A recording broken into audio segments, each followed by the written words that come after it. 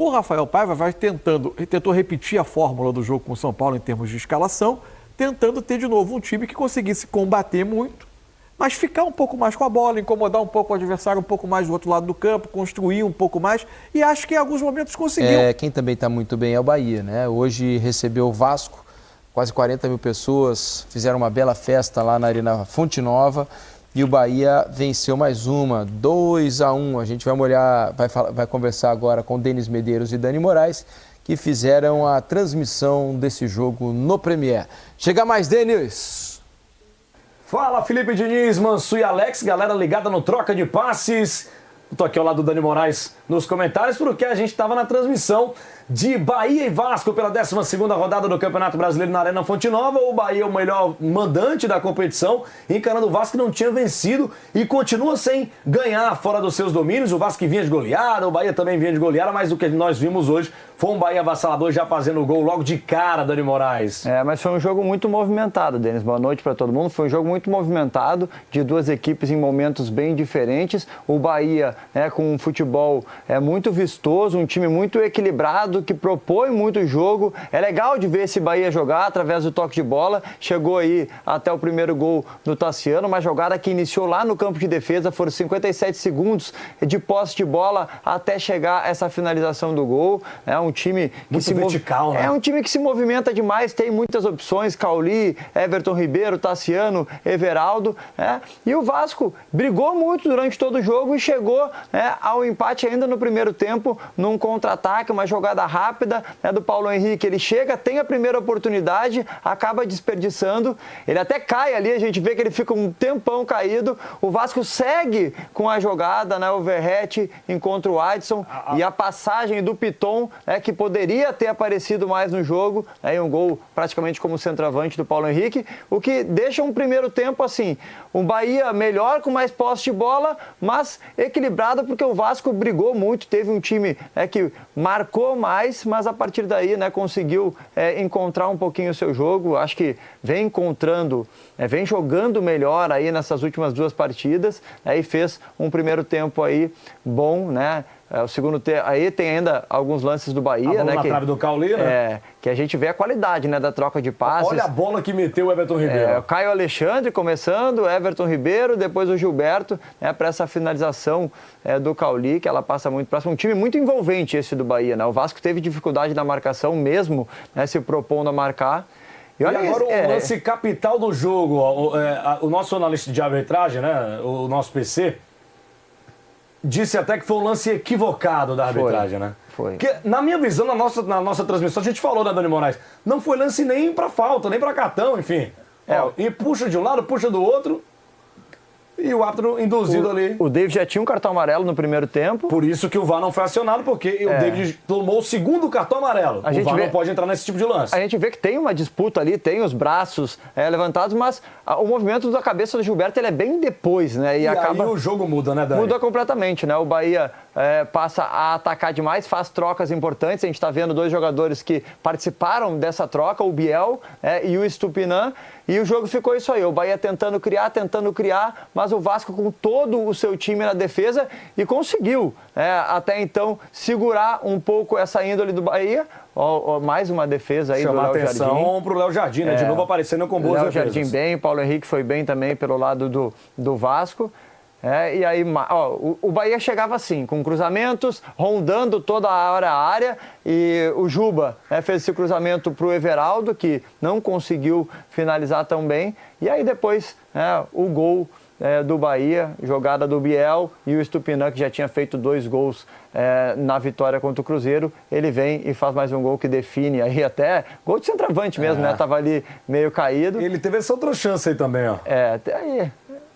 o jogo já estava mais controlado, até por ter um jogador a mais, e o Bahia ter essa posse de bola e esse time aí tão envolvente. O Vasco segue na tentativa de reconstruir, de trazer novos reforços, novo comandante, enfim. E o Bahia, impressionante, gente. Só tá perdendo no critério de saldo de gols pro time do Flamengo, mas são 6 jogos em casa e 6 triunfos do Bahia. Impressionante a campanha que faz o Bahia no Brasileirão 2024.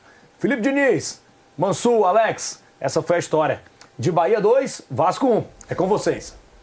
Muito obrigado, Denis. Obrigado, Dani Moraes, meus amigos que transmitiram essa vitória do Bahia hoje sobre o Vasco 2-1. O vermelho condicionou bastante, né? Como os amigos disseram ali, acho que houve um exagero na expulsão do David, né? Não há um braço assintoso, nada disso. Agora, nada tira o brilho da vitória de hoje, né? E do lado do Vasco, Mansur e Alex, pelo menos o time foi mais competitivo, né? Jogando fora de casa, não foi uma presa fácil. O Vasco, dentro das suas limitações, diante de um adversário poderoso, conseguiu estar dentro do jogo o tempo todo até a expulsão, né? O Vasco estava enfrentando fora de casa um dos líderes do campeonato agora, né? Então, o jogo era um jogo difícil. Não é dizer que o Vasco encontrou caminho, que tem questões solucionadas. O Vasco está entregando muitas vezes soluções a jogadores bastante jovens. O Guilherme Estrela começou de novo, o Leandrinho entrou no decorrer do segundo tempo como uma tentativa de ajustar depois. Rayan depois, isso. O Vasco tem as suas carências e elas estão muito claras. O Rafael Paiva tentou repetir a fórmula do jogo com o São Paulo em termos de escalação, tentando ter de novo um time que conseguisse combater muito, mas ficar um pouco mais com a bola, incomodar um pouco o adversário, um pouco mais do outro lado do campo, construir um pouco mais, e acho que em alguns momentos conseguiu. O início do jogo, quando o Bahia abre o placar, no lance que tem até uma infelicidade do Vasco, que tem um desvio, né, o Maicon, né? No Maicon, depois do chute do Tassiano, o Vasco depois dá a resposta na jogada do Paulo Henrique.